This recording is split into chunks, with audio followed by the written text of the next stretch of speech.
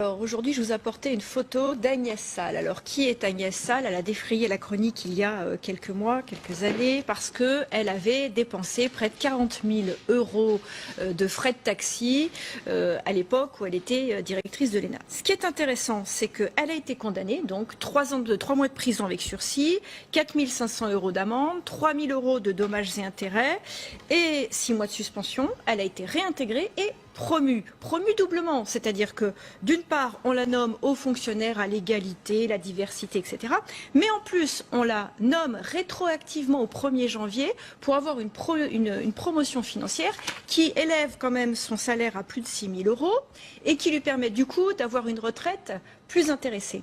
Ce qui est vraiment problématique dans cette histoire, c'est que ça démontre quel est l'environnement aujourd'hui d'Emmanuel Macron. On a Agnès Salle d'un côté, donc, qui a été condamnée mais qu'on réintroduit alors que c'est quand même du détournement de fonds publics. On pourrait dire qu'elle a payé judiciairement. Oui, mais détournement de fonds publics. Tout à l'heure, je vous parlais de cette fameuse loi de transparence. Pour le coup, on n'y est pas du tout. Et on a dans l'environnement d'Emmanuel Macron tout un tas de personnes qui sont soit inquiétées. Donc, il y a l'histoire de Benalla, il y a Kohler, il y a Marlène Schiappa donc, qui se sert de son ministère pour faire sa promotion.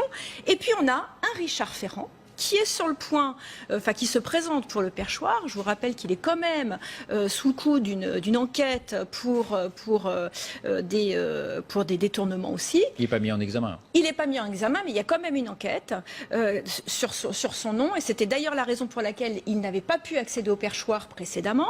Donc il y a cet individu. Et puis on en a un autre qui est en train de revenir, qui est le député El Guerab, qui, je vous rappelle, il y a un an, avait détruit à coups de casque un autre parlementaire parce qu'il n'était pas d'accord avec lui.